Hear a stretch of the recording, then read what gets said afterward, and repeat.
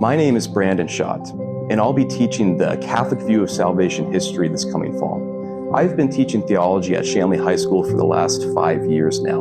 I moved back to Fargo after finishing a master's degree in theology at the Augustine Institute, and that's where I really fell in love with salvation history. When we talk about salvation history, we're really talking about a story, and we humans love stories.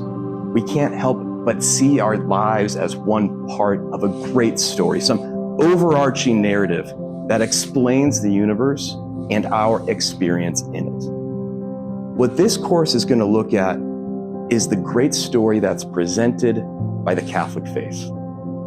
And like all stories, it has a plot, it follows a plot.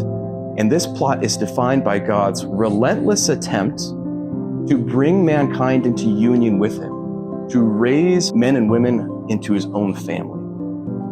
And so to that end, we're going to follow the covenants in the Old Testament, looking at Adam and Abraham and Moses and so on, and looking at those ways that God begins to invite men into union with Him. Then we'll reach our climax when, in the fullness of time, God sends His own Son to establish the new covenant by which He makes men and women members of His own family in a new and definitive way.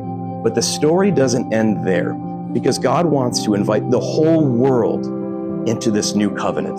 And so He sends out His newly founded family of God to proclaim this news to all peoples. And so we're going to look at the history of that family of God, which we call the church, looking at the perils and blessings it faces along the way as it extends this invitation to the new covenant. We're going to follow the 6 ages of the church, these periods of renewal and challenge, until we get all the way to the present day.